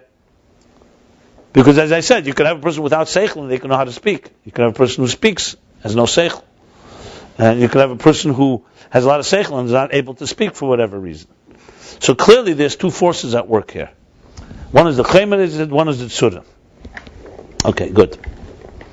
All this is obviously to explain the 2 levels that he's talking about, the dalet rapsi. So we're talking about Shema, or let's say MALCHUS as it is manifest, and the outer expression, like by the king, it's an outer expression, and there's MALCHUS as it's higher than manifestation. That's how it's still in the spirit, and so on. Seviv, that's in a form of seviv. So let's continue. V'yidua the tzura v'chemer hem b'chinas eir v'kli. Okay, now it says tzura v'chemer is like an eir and a keli. It's like an energy and a container. So he's clearly spelling out tzura v'chemer like that now. So this is like spirit and matter in a way. The chemer eis is hem b'chinas kelim. The chemer eis is the raw matter of the letters. That's kelim. Shehem misav v'chumri sa'elam. That from them is created the chumri sa'elam, the crass substance, the raw matter of the world, umitziyusei and its existence. Shezeh inyan b'dvar Hashem shemayim nasu. That's the when we say in the words of Hashem, the heavens were created. In other words, in order to create a physical heaven, we're not talking about what its deeper meaning is. You need dvar Hashem, you need actual expression of physical words. Obviously by God it may not be physical words, but it has to have some type of definition of matter. But Surah Sa'esius, that's already the energy within. And that poils the nibitl. So basically, one second, let's discuss it. Let's discuss it. Remember, it's also all being recorded. So I want to let's get the flow, and then we'll. So the chemer Eisius is what gives substance to existence. But that's like the actual words as being expressed. But then there's the idea behind the words, where the words are originating from. Like, why did God create heaven? Not just that He created it. And what's the purpose of heaven? And what is its true personality? That's a whole other story. That's the Surah. And when you go to the Surah, there you get the bittul of the Nivroim. He's going back to Dalet. Remember the Shema, the bittul of the Dalet Ruchas. So you have the existence of creation. That comes through actual expression of words. And you have, obviously God could have done it anyway magically and could have done it without all these things. But He wanted it to be a system that works, a system that we can relate to and understand, and a system that's reflected in our system. So He created it in such a fashion. So there's machshava dibur ma'isa also in the divine. So the chemer dibur is what creates the heavens, the earth, all the material things. And the tzura sa'esis, which means the keyach dibur, the power behind them, the energy within, is what creates the bittul. So Ba'ela bitl b'nivroim. Like we spoke many times, a system cannot change itself. The thing that built the system cannot change the system. Because the building of the system is built by those rules. The person who's putting the bricks down, that's his job. To transform it and turn it into something that's beyond itself requires a force that goes back into the engineering room. It's almost like a king, once he makes a decree, that the decree has been passed. If you want to change it, you have to go back to the king, to his source, and get a new, so-called a new decree, a new ordinance. The same thing in any type of situation where you have, it's like tshuva. Tshuva needs to go back to the source and open up a new channel to repair something because it's been broken. So once something is broken, there's a cause and effect. How do you? So you need to go back. So that's the bittul that it causes. It's a Chanukah maimer, like it says in Teireh, the maimer mezuzah yamin, v'ner Chanukah mesmeils the maimer. Okay, you want to ask something? So Chayim is not, if Chayim is Kalim, Chayim has to have specific type of, almost a tzira shape. I don't understand. First Chayim, it sounded like it was just not undifferentiated matter. But now you're saying it's differentiated in a shape, because Kalim have shapes. And the surah is energization, or I don't quite understand that. Well, there's two elements going on here. Let's think of the process. An idea comes up in a person's heart or mind. The idea has not yet been shaped into letters, but then it goes through the process, and now it's being communicated in actual physical letters. So one thing of Chaymer and Surah here is very straightforward. And that is that the real meaning behind the letters, the tzura, that's more like the spirit is the idea. And the chaymer in this case would be the raw expression of letters, aleph, beis, whatever the words are. When we spoke earlier, there's also another side of it, which seemingly contradicts, but it's not. It's just a different way of looking at it. There's the raw sound that comes out if you just breathe. And to make it into letters, you need a tzura to shape it into letters. So the truth is, that's how I explained it initially. And it's not a contradiction. You're talking about two different things completely. I think we have to go with the first thing, because I initially thought that's where he was going, but I still think he hints to that, because that's chaymer and tzura, because he says, the kel, chitzein salev, shenasa kel v'nechlech havoris. So I think there's two different elements of tzura and chaymer here. One is raw sounds, that's chaymer, and tzura is the letters that are more intelligent. And there's another, but then there's chaymer and the same thing. Actually, it's the same thing, because what shapes the letters from being raw sounds, that's coming from an inner place. That's not coming from the outer place. What does the kalim mean at the level of three? The kalim is the outer expression. The kalim is the chaymer, the raw sounds. But the chaymer has already some sort of truth, because even when the hevel, the eiris is what's going in those sounds. What the message in the sounds. Even the chaymer has some sort of in a way, because it's the hevel with the aleph, beis, and gimel. So it's an aleph, it's a beis, it's a gimel. So there is some sort of, it's not just chaymer, it's chaymer with some. Right. Okay, that's true. That's fine. So that would be like the tzura within the chaymer, but it's still not the tzura of that's coming from the nefesh part. Has some sort of tzura. Yeah. That's correct. That's accurate. But in general terms, the chaymer is primarily the outer expression, and the air is primarily the inner message. One second. The chaymer. What did I say before? The chaymer is. Yeah. So it's true. So in the physical process itself, you have two elements. You have this just a sound, like you just make a sound, and then you have the breakdown of the letters. The missing link, because God's sound is not physical, right? So then how does it become physical? 1 second. God has the power to make physical. That's His power to make it physical. Look, Atzmus can do whatever he wants in any way he wants. But Atzmus creates it through a system. So his system is very similar to our system. That first there's a machshava, God has a thought. That thought turns into an idea that comes into words. And then he says, Yehi Oyed. So when you say he says he doesn't have a voice box, right? Today he says maybe he has better than a voice box. He created the voice box, so he has even better than that. Right, but he's the creator of the physical. We're trying to create the physical here. We're trying to create from... Okay, so he said Yehi Oyed, just like you say Yehi Oyed, he said Yehi Oyed. And there was no one around to hear it, but existence came into being. You're asking how it became Gashmis? That's only Atzmus has the power to create Gashmis. So he created the voice box, because you're saying that we didn't create the voice box. Whoever gave us the voice box is the creator of it. Right. So that's his So think of it, there's the idea behind the voice box, and then there's the voice box. Actually, was it like a bus kyle or was? Like I'm not sure what you're asking. Does he have the power to do it? You know he has the power to do it? Yeah, of course. Okay. Did he So, use that power? yeah, exactly. He That, of used course. that power, the physical The power to create something physical, which really means that there were two stages in the creation. One is God thinking about it, what's his intention in it, the Surah. And then there's the Chaymer, that he actually did something, a second type of expression. That an expression that would be like a Lakim and Avaya. No, but the Dvar Shem Nasu, the Dvar Avaya Nasu, Shemaim Nasu, Dvar Avaya. Dvar Avaya Shemaim Nasu, when you say Shemaim, it means that basically it means that all the planets.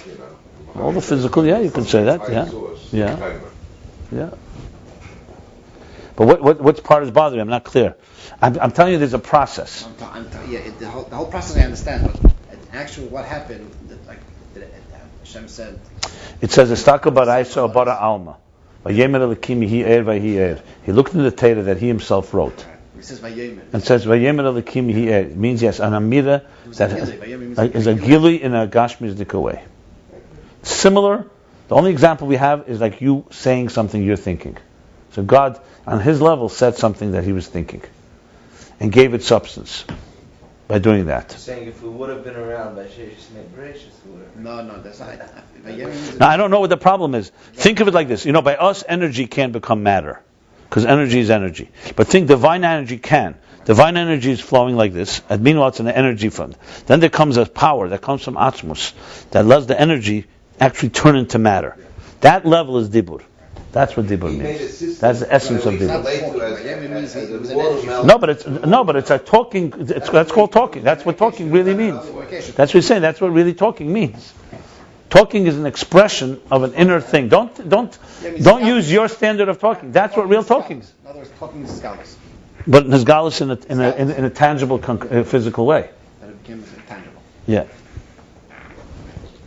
It's like what we spoke earlier about the Esesvir Sagnuzis. That all of Shir Asme B'Keich and Bligvul, how he wants it Gvul. But there, it's like not even Dibur yet. So it's there, but in Machshava, it's like, but think in the lower level, that's what happens, yeah. The actual process, if you're able to see it, it's hard to define. We spoke many times that everything comes from God. Even the ruchnis, even the energy comes from God. You see, that's the problem. That's what gets complicated. Because even the energy is also a creation. You could say, ask a better question. What's the difference? There's the energy, and then there's the kelim. The energy is also a keli, yes, essentially, because Atmos doesn't have any gili. But there's two ways that he's megala. One is a gili that reveals him, and another is a keli is not revealing him. So it becomes what chema really means is concealed divine. It's a revelation for us, but it's a concealing of a deeper level. So that's really what kelim, like he says, it's a dveikus built in the keres. I don't know if this is the place, but I'm saying it takes a half a minute to say Asad Mamadi. So why does it take 6 days? If I could ask that, maybe it's not the place. It was done in 1 minute, 1 day, or 1 day. It doesn't work that way. You're thinking always from the bottom up. 6 days were created by God. It didn't take him 6 days. Chesed is a day. In Ruchnius, Chesed is a energy. When it manifests in time, it's a day. So it didn't take him 6 days. He created it. It says, "Sheishis yomim osas Hashem." He created 6 days. Not he created in 6 days. There were no 6 days. A day that you call 24 hours is by God Chesed. That's Chesed. Chesed's parameters in Zman Gashmi is a day, 24 hours. That's what you have to think of. It's 24 energies, if you want to put it that way. Not the other way around. It didn't take him a day. It could have been a year. But that's the manifestation. In other words, think of this world, space and time, originating in a spiritual space and time. What's spiritual space? Chesed. Now, what's Chesed? Chesed, in some reason, when Chesed turns into a Gashem, it's 24 hours. Yud Beis Tzirufei Havai, Yud Beis Tzirufei Adnai, whatever it is. It means he used the 6 midas to create the world. Yeah, but the 6 midas themselves are also created by God. So that's God's parameter. That's the parameter. Manifested in 24-hour period. We're back to numbers. When it comes into Gashmis, when Chesed becomes Gashmis, it looks like water. When fire becomes Gashmis, it looks like... when Gevura becomes Gashmis, it looks like fire. So don't think that fire and water are just Chesed and Gevura and Chesed. Like that sense. Okay. No, it's completely appropriate to talk about this. Obviously, you need to abstract it a bit. But clearly, look, you could ask a better question. Maybe the biggest question is this. If I was there, the second before creation, and then Bereshit's Bara happened, what would I have seen? That would be the big question. What would you see? No, scientists talk about a Big Bang because a Big Bang means there's something before the Big Bang and there's something. And now we're talking about before Big Bang. There's no Big Bang. There's nothing there. The new physics is talking about. Fine. A Big Bang would be there's gas and then there's an explosion. That's easy to envision. We see it all the time. We're talking about there's no existence and then there's existence. Let's say you were there a second before existence, and existence comes into being. What does it look like? Well, It's a very good mind experiment. You wouldn't have existed. Exactly right. You wouldn't have existed, so there would be no consciousness to be aware of anything. It's very hard to envision because, like he said earlier, if you remember, there's a chapter where he says it's impossible for humans to envision something outside of time and space. Anything we envision is going to use time and space as a context. Like that's why you say in terms of even the word before. What do you mean before? You can't. You said there's no existence. There's no before, because a second before existence there was no Zman. Zman itself was created. So what it means before? There's no before there. Then when you start thinking like that, you start saying, so how am I supposed to look at that? You can't, because in other words, think of it this way: if you traveled outer space hypothetically in a spaceship, and you had gas forever, how far could you go? Would you hit a wall somewhere? No, we can't know. No, but hypothetically, you think you'd hit a wall if you went trillions of miles? After 500 years, maybe. No, I can envision that you just go on forever. Yeah, I could see you envisioning forever. And what means forever? It's not forever. You're never going to hit God, because God is here just like He's there. After 500 years. And maybe, and for all you know, it's like a circular system. But it's levels. So you're just going, you're just going to the edge of it, and you just never get out of it. You can never. Anyway, do you understand what I'm saying? You never get out of it. It's infinite in the finite. You never get out of it, because that's the definition. If you get out of it, it's a different reality. Anyway, the bottom line is, the farther you go, maybe you're really not. You think you're going, but you're really going inside of a bubble. That makes you think that you're gone, but you haven't gone anywhere really. You're just going around like this. You keep coming. It has to be because it's a physical space. No, the point of the matter is it could even be infinite. It's not technically infinite, but it could be something that you can never really reach. You're never going to go, in other words, and suddenly say, I suddenly got into Atzilus. That's not going to happen, right? Because Atzilus is here. So I know some people have taken off looking for Atzilus, and they forgot that someone told them Atzilus is right here. So they're somewhere in outer space. There are people like that right now walking the streets. They're in outer space looking for Atzilus when Atzilus is right at your door. But that's another story. Anyway, my point I'm trying to say, this needs much more discussion. This, as I said many times, this requires you have to retrain how you think. This is not just a matter of a 5-minute thing. We think in terms of time and space. Even think how you ask questions. Like, you ask the question, like, why did God need 6 days? I'm not criticizing. I'm just saying, you're asking because for you 6 days is a given. So why would God need 6 days? He's a God. But then you start saying, that's why the Zohar says, Sheishis Yomim Asa Hashem. God created 6 days. He didn't create it in 6 days. And this talk is asked. The question is asked, why did God not create the world earlier? So there's 3 answers actually given. When's earlier? More than 5,700. More than 5,000. You never learned this question in Chassidus? Well, anyway, there's a question like this in Siddur that the Maggid asked the question. His answer is because Zman is a nivra. Zman itself is a creation. It means why didn't God could have, instead of 5,773 years, 5 million? He could have created 5 million. So the answer given is that Zman itself is a creation. Which, if you start thinking, what does that mean exactly? Okay, Zman itself is a creation, but something. God. So whatever. No. So, but then there's. Okay, listen. Let me just finish. So then there's a question. You guys have to listen before you speak. Then you'll understand something. You all can have a conversation like you. If you have a theory about it, go ahead. I'd like to hear it. But this is more complicated than you think it is, and you have to really absorb and think about it. There's a whole discussion about this in Chassidus. So he says that in Eitz Chaim the answer is given, a very seemingly strange answer, that why is the world this long? Because Seder Shtalshus is a very big Seder Shtalshus. It took a long time to go from there to here. That's what he says in Eitz Chaim, which is a very strange answer. He's talking about before the world was created. Let me finish and I'll say what I have to say. So he's talking about that it took a long time, because Seder Shtalshus took a long time. What does that mean? So that some of Tzaddik says, okay, if it took a long time, so you should have began earlier, and it would have taken, and so we have as long. So that doesn't answer the question. And what does it mean it took a long time? Well, I mean, is there time there? The whole thing is... So the answer that Tzemach Tzedek brings is that God created the way He wanted to create it. So there's really three answers right now. That time is a creation, that it's a long process, and that God did it when He wanted to do it. Which is really the ultimate answer. What does it mean?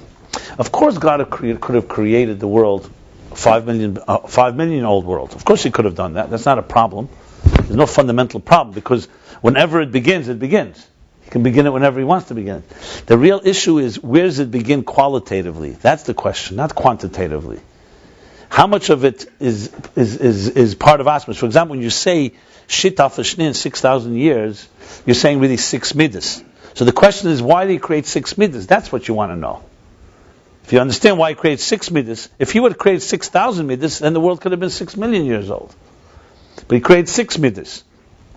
That's what answer is, that only God determined that. He determined that the parameters that He wants to allocate for existence consist of 10 spheres, which in turn will turn into time. It will look like the time that we have. It's 6,000 years. That will never have an answer, why He made 7 midas, not 8 midas. If He had made 8 midas, we'd have 8,000 years and 8 days in the week. If you want to put it that way. If He made 8 million midas, we'd have 8 million days in a week. That's fine. We don't relate to it because it doesn't understand how that would work.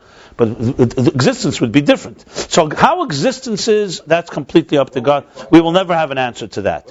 But once He created it that way, there's definitely, in other words, the point here is not, see, we think like children. We think, okay, what existed before the world? There was no time. It makes no difference. The world could have been a billion years old, and still there's a point where there's no time. God is not manifest in time. The challenge is to think about existence outside of time is very, very difficult. That's the biggest challenge. That's the issue here. It's not a question of... That was a question. Why then, right? But there is no then. That's the thing. It's not then, but you have to... What happened? Okay, so how do you explain it? And it says also, Ani Hashem Leishan, you see? So you have to say that there's a point of Asmus where everything is happening all the time, all the place, and there's no difference of time and space, period. And we can't even understand that. Like you said, that's that's beyond everything. I don't ever know, Yeah, that's beyond everything. Then, this divine force can do anything He wants. What are we doing here? Did I say we can't understand everything? I said this we cannot understand. And you want to know something? You'll begin to understand it when you start realizing you can't understand it. That's the point. What do you think? Of course you can understand it. You can't understand it with the tools, the immature. This is katnos. You want to talk about a nekuda? This is katanim. We're small minds when it comes to this because we're completely material creatures. You'll find very few people on earth that can really talk about this in a sophisticated way outside of time and space. We're children. We talk just like children when it comes to this. Just say the word, it's outside of time and space, and then it kind of makes sense. It doesn't make sense to us because we live in time and space, but the concept can make sense. That also explains...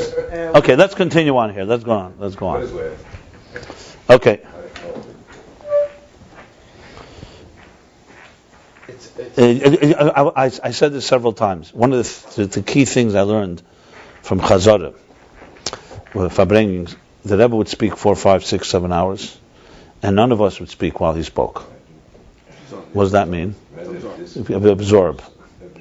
Now you think, 1 second, smart people, you have a lot to say, a lot to think. But you know something? This wasn't just respect for the Rebbe. You don't speak while he's speaking. It's respect for the ideas. You cannot understand an idea if you're using your processor. I can tell you right now, this conversation probably did not have too much impact because all of you were processing more than listening. Now that you have to listen to me, I'm not looking for cover, to be honest. I don't need that. But if you want to appreciate these ideas, you can't be like in a debate. It's not a debate. Let's start with Aleph Beis. If you don't understand what's higher than time, then first figure out what that means. And I think most people don't know how to do that because they don't know how to listen. Listening means completely wiping your hard drive clean, the slate clean, and thinking from the big scratch. If you have it all figured out, then you don't need to do that. If you don't have it figured out, it's the only way to do it. There's no way you're going to do this by fitting it into old maths. It's like imagine a 5-year-old kid came to you and say, "Explain to me Atzilus." There's no way to just do it. A person has to absorb and absorb and absorb until they really get it. It's very tough to wipe your slate clean. Oh, that's true. That's called bittul. That's why he says. Yeah. But it's not so hard if you're truly... 1 second, you want to know something? It's not so hard if you're a truly intelligent person, because intelligence dictates being silent and knowing how to absorb. Arrogance is busy me. Here's what I think. I think. It's not that difficult. If you truly want to learn something, you go to a master and you want to learn something, the first thing you have to say is, I don't know anything, and I want to hear from you. You're going to say, I know already half. There's some people say, knowing half about something is worse than knowing nothing. That's why it's so hard to speak to religious people. Really. I mean, I can tell you as a teacher, the hardest people to teach are people who think they know. Because they really think they know. And they don't. They know maybe pieces. And that's the worst part. When a person says, I don't know, there's people who say, people who know that they don't know, and there are people who don't know that they don't know. That's really the difference. So you have to begin, that's the way. It's not that difficult. If you're really interested in learning something, if you wanted to really become a surgeon, a doctor, you have no clue. You know that you'd have to begin listening because you have no clue what it is. And if you start saying in the first conversation you have in your class, well, I think like that, and you know what, I have questions, a good teacher will be nice to you, but he'll realize you're never going to receive because you're busy with you. The first step in any real education, real stuff. Now we're not taught even to learn. I went to yeshiva. We're not even taught this. We weren't even taught to listen. We listened because of being punished or something like that. It wasn't because we learned true intellectual curiosity. Children actually are natural listeners. Children are natural listeners. That's why they learn so quickly. That's why it's easy to teach a child a language. Try to teach a 20-year-old a new language. It's almost impossible. Because already seichel is developed. A child is a clean slate. Imagine sitting down at this age. Look, it barely can get quite. At this age, sitting down and being taught, okay, we're going to teach you now how to write an aleph. And write it again and again and again. Any of you would have patience for a class just to write an aleph? Just to write it 50,000 times? Children have natural kabbalah because their slate is clean, so they're impressionable. We're not impressionable. Our hard drive is full. With most of it is shtusim, and most of it is actually unhealthy way of thinking. There's a healthy way to think and process. And this can be taught, by the way. But you have to really be interested. And usually adults are not interested anymore because they already are in the middle of the rat race. They're already on the merry-go-round. They're not you're not in an absorbing mode, most adults. They're already in a processing mode. Absorbing mode is a whole different story. But it's probably doable. When we stood by Farbrengen, it was literally like a child standing and learning Aleph Beis for the first time. The only way to remember Farbrengen. If I didn't do that, I would not remember. And it was a pleasure to do it because it really forced you to stop the processor. The processor in the mind is very hard to process. Like Dr. Lang does not know how to stop his processor. He immediately hears something, he's right away fitting it into things he heard yesterday. No, really. And I'm saying it, I'm using you as an example. To be able to listen to something without fitting it into anything you heard is not easy to do, especially if you're intelligent. Because if you're intelligent, why shouldn't I fit it into what I heard? But then what happens is you don't really hear it. And you know what happens? You think you heard it, then you come back a year later and you say, you know what? I never really heard it in the first place. You ever hear this? I mean, I see this all the time. People who think they're smart, so they know, they say, you know what? I don't really have to listen to the beginning of this. I'll listen, I'll come at that. And then they start asking questions. You see right away they didn't hear. And so you really want to be blunt. You tell them, you know what? You thought you were overconfident, right? I'll give you an example. I've done this example I started doing as a workshop. I think I'm going to develop it into a serious thing. A workshop called Guaranteed to Boost Your Memory by 20%. Guaranteed, money back guarantee. We said it by the students over there. Maybe I said it, yeah. So let me tell you how it is. And you can test it. This is what the exercise is going to require. It's 2 exercises. One especially for married people. The first one is for everybody. It goes like this. You're going to take a book, any book you like. I mentioned this here, right? Any book you like, and you can read it as many times as you want. 1 page. 1 page in a book. The goal is going to be to close the book, and you have to write down what you read. Not word for word, the ideas. The ideas of that page. Okay? And there's no limits in time. You can read it as many times as you like. Okay? And no limits at all. And then, I tried this with groups. Different types, and always the same result. It's fascinating. And then before we start, I say to everybody, okay, let's everybody first estimate, what do you think percentage-wise you're going to capture from the page? From 1 to 100%. And almost everybody says from 60 to 70 to 80%. 60 to 80% is most people. No one says 100% because it sounds arrogant, But 60 to 80% is common. Maybe 70, 80 is the high. Hold on. They are arrogant. And 100 is because they sound arrogant. Right, exactly. Maybe they'll remember 20%. Yeah, so there's so that one is more mitzad nimus, and the other is mitzad. Anyway, and people do it. The smarter the people, the faster they do it, and which is always good to see. And then everybody does it, and then we look. We open the book, and I let them compare themselves. We don't even have to test it. You tell me. Now, if anybody hit 60% the first time, it's a miracle. I've never seen it yet. 40% was the best. The smarter the person, the lower there is. And not only did they not write what it said, they wrote contradictions to what it said. They wrote different things than what it said. Absolutely. They themselves saw that it's contradictions. What they said was not what it said here. And once you write it, you can't look anymore. So you're talking now, now everyone, the second time around, it goes up from 40 to 60% because the overconfidence is gone.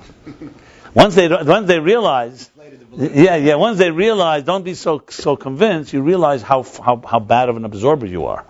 Because you really don't absorb. What you absorb is how you understand what you're reading, not what is said necessarily. Sometimes you get it, and sometimes you don't. I mean, it happens all the time. We learn here sometimes, and we go back, and you see right away that's a different shot. I mean, you have to have that type of... That's one example. The second thing is, this is basically this principle of I did the Torah lemivla le'polit. We spoke about it before, MALCHUS. Well, it's busy absorbing, it can be busy transmitting. And vice versa. When you're busy transmitting, you can't be busy absorbing. Processing and absorbing is this. You can't process while you're absorbing, you can't absorb while you process. You need a little, obviously, if you're listening, you have to have something that's processing, but it's a very minimal. I remember clearly, and the second exercise, then let me tell you the second exercise. The second exercise is with your spouse. Yeah. Right. What line is that on? Reshud Aleph. Oh, sorry. Okay. Yeah, the beginning of Yaakov. Okay. It's about the 12 lines starting out. The second example is with your spouse. Next time you have a disagreement with your spouse, or in general, so something that you disagree about. The first time. Okay, fine. It's going to happen. No, don't. And you have a real strong disagreement about something fundamental, would be even better. Sit down with your spouse and say, you know what, I'd like you to say it to me. I'm going to try to listen, and I'm going to try to repeat to you what you're telling me. And it's something you disagree with. And then, after you repeat it to her, ask her, did I repeat it accurately? Most likely you will not, because you're not going to hear what she said. Because you're already biased. You're going to hear what you want to hear, and you're going to build into it enough to slug it up, obviously. Because that's the whole point. In other words, you're not really able to listen to another person, because you disagree with them. That's not the sign of an intelligent person. That's an emotional person. Now, I'm not saying, you may be right, actually. But the only way to know is to step back and be not emotional about it, because you may be wrong. In other words, I'm not saying that every time your wife disagrees with you, you're always wrong. Sometimes you aren't. But to really get, like, for example, there's special people who are especially good in creativity, in business. There's no doubt. You say an idea, someone else comes and says a complete contradictory idea. If you're really good, you're going to listen to it as if it has complete value. Because you really want to come to the best product. You don't want to be right. You want to have the best result. If the best result, you have to hear something, because maybe your mind doesn't work that way, or you're up a blind spot, or you're invested in your own position. It's a normal thing. I'm not saying that subjectivity is bad. Subjectivity is bad when you allow it to shape your conclusions and determine that that's the only way. It's not the only way.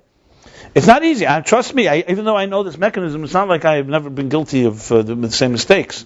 But I know the problem, and you have to acknowledge it. That's why I think Hillel, halacha Hillel ki gdimam divrei Shammai. It was a big thing to do that. It was not such a simple thing. He didn't just say Shammai's words first and then to slug it up. He actually presented Shammai's idea, which is contrary to his own, before his own, giving it value. It's like respecting it. Not like, I'll tell you my opinion, and by the way, another opinion, but you just say it as a... It says that you brought it down here also. Yeah. So what I'm saying, these are methods of thinking that we're really not trained in doing. If you don't have these methods down pat, if you don't really, it's very hard to definitely learn Chassidus, because Chassidus is a different model. It's not the model of material world. Its whole point is to introduce a godly model. But if you don't have this attitude, then what you're doing is, even if you're smart, you're fitting Chassidus into your model. Look, like I said, God is not on the couch, we are. You know that type? Yes. But I'm saying the point is that the whole point of Chassidus is to introduce paradigms that are not on your level. Shulchan Aruch is not like that. Gemara is not like. Gemara is not come to introduce to you a new spiritual reality. It's coming to introduce profound concepts. You got to use your head, and you also have to have an open mind. Gemara is very complicated, very challenging, and so on. But it's not taking you into another. It's not taking you to another place, to out of space and time. Gemara doesn't insist that you have to think about things that are not tangible. Well, you have to think concepts, and sometimes shittas and this. It's very subtle. Disagreements. Why they're disagreeing? Consistent disagreements. The whole everything that Pilpul does. But Chassidus is the whole point of Chassidus is to introduce Elikus, and Elikus is not in your terms. Elikus means that it's beyond you. And when you go there, that's what I keep saying. You go there, then you realize that Seviv is another step, and you're never really there. So this is not meant to. People think, why is that the way? I remember we also asked the question. What kind of answer is that? Venzel Vumeret. We always just say like a kappa. But then when you really understand, Faket is the best answer. That's exactly. You know why you don't like Venzel Vumeret? Because you want a tangible. Tell me yes or no, black and white. We don't like not black and white things. But when you really learn about Elikus is not black and white. That's the problem. Your black and white is your limited perspective on Elam Haza. Paradoxes and Hofchim are very natural in Elikus. It's full of paradoxes. The whole idea that paradox disturbs us is because we are limited. Now, of course, it doesn't mean everything's paradox. That's why there is a system. Step by step by step by step. Anyway, this is an overall type of overview. So I'm saying this is critical. When we learn it here, from time to time I have these tantrums. But it's not really a tantrum, it's quite deliberate. Huh? These are great. Yeah, but I'm saying to say because it's critical. If you want to go any deeper, you have to have these are the key things. Look, I'm not doing a beginner's class in the sense where we're sitting down now. Let's start kinderlech from how do you think, and let's talk about time and space. That's really the way you should learn Chassidus. Someone should challenge you. Tell me about time and space. Tell me how you think about existence. Can we do a class like that? I'm more than happy. I do it here. I throw it in from time to time, but it's clearly the most important aspect because it's all about. Even I did about language a lot. What language do you use? You can't be stuck in words because words mean nothing. Words is just a symbol for something. If you can't explain the idea without the word, it means you don't get it. A word is a crutch. I say table. Okay, great. Everyone knows what a table is. Fine. But if you really want to understand, you want to say what is really a table. You can't just say table. You have to say what is a table made of. What is its role? There's a lot of elements to it. The same thing with all the. You can't just say Atzilus. What do you mean Atzilus? What does Atzilus mean? Another world. It's a level. It means something. It means something in our lives right now. Now, but this requires. Absolutely everybody can be trained in this regard. There's no question in my mind. Only if we can tap into it. Atzilus needs something. Only tap into access. Yeah, or understand its relevance or person. Like, look, here we're talking about Dibur. Let's go back to the Maimer here. For me, I want to finish it. So Dibur, I think everybody can understand. That's why I gave the example of ourselves. A process of ideas begins from within, and then it's expressed in outer terms. That's the Chomer and the Tzura. So he said the Chomer is the Kelim. It's again Eris and Kelim. First, what's going on here? Eris and Kelim. And the Tzura is the message or the idea. Okay. Actually, you know what he answers here? Actually, you asked me a question about how it becomes Gashmis. That's exactly how it becomes. The fact that Elikus has the Keyach to create Eris and the Keyach to create Kelim, that's the beginning of the creation of Gashmis. It's not Gashmis yet, but the fact that he created two so-called levels, one that carries the message, the energy, and one that carries its identity, with enough concealments and levushim, you'll have the stage, but then you'll need that final Keyach Atzimus to turn it into a new creation, a substance. But the idea is happening through the concealments that are, because if it is completely manifest, it would be like a fire that's so powerful there would be no room for containers. Like we said, we learned earlier that the Tzimtzum was only because the containers to emerge, not for the Eris. Okay. So here we go. So he says, okay. You do the tzerach in b'chinas but Surah says is b'chinas shezeh poel habitl ben Evrayim k'mo shkosu b'teir dam b'zuzmin umavur b'makam achar, and he explained elsewhere shezeh masha chachma toy is l'chacham yesem masar shlitim. This lashon was brought all the way in the beginning, if I recall correctly, at the end of the Maimer 2. Or even earlier. Here we are. Chapter, Vav. Wow. Page Yud. Long time ago. So he says like this. So it says elsewhere that the lashon is like this. Chachma toys l'chacham yesem asher. What mean? Chachma, wisdom, gives support, gives strength, toys, gives power. To a wise person, more than 10 of his ministers, 10 of his shlitim, 10 of his shlitim, shabi'ir, more than 10 governors of the city, basically. That the asar shlitim, the 10 governors of the city, are the 10 mamoras, the 10 utterances that created the worlds. When you say that for a chacham, Chachma, wisdom, is more than the 10 governors. Basically, this is anti-bureaucracy, I guess, right? Wisdom is more important than the 10. Yeah. Chachma toy is liyas b'chinas habitl. That's what Chachma does. So that's what this pasuk means. That Chachma toy is l'chacham yeser masar shalitim. So asar shalitim is how manifests Elokus Malchus as it manifests in Biyah and creates. And Chachma creates bitl. That's what he said. And the inner, the surah of the words is bitl. This is the bitl that comes from the desire and the will of God. That's higher than the bitl that is rational.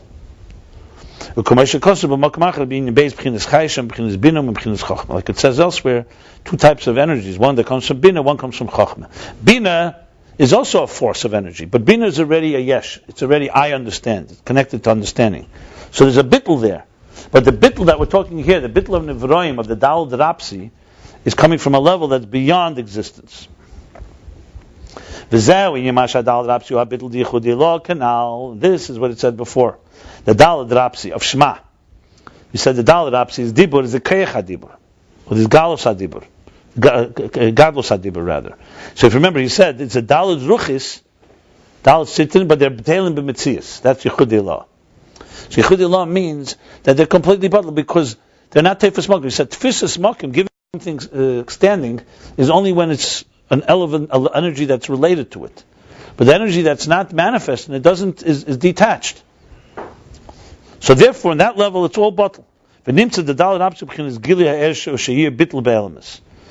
from this we find that the dalet rapsi, the large dalet in echad, is gili, it's a revelation of energy and light, and that there should be the bitl of elemis, the sublimation of the worlds.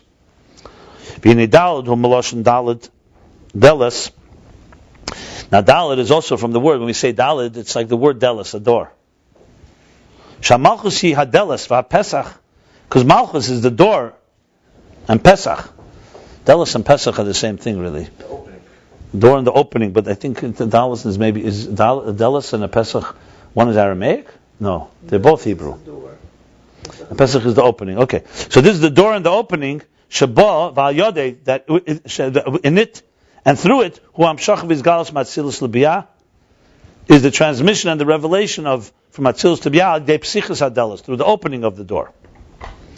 V'chein ha'ala mebiyah l'atzilus, and also the elevation from biyah to atzilus. Umavur b'makmacha b'inin dechol ha'sharim ha'yolem d'loses levad piskei shalulim. Like it's explained elsewhere that all the gates in Beis Hamikdash had doors, except the opening of the ulam, of the hall, the ulam. Shaloi hayad losses, which had no doors, means there were no closures, there were no curtains, basically. The sha'arim in the Beis Hamikdash, they are the channels, they are the gates of transmission. What means ashar? Ashar means something travels through ashar. It's a gate. It's a gateway. A portal is the word. Vadlosses heim lizger ashar. And what's the role of a door? That's to close the gate. That the flow should not be going through and through. So it's like you close the portal or you open the portal.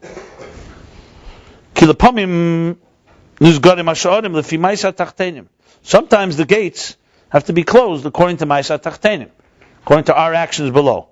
But the Pesach of the Ulam, the opening of the Ulam, of the hall in the Beis HaMikdash, Lo Hoyad Losses, had no doors. Shetomet Hoya Pesuach.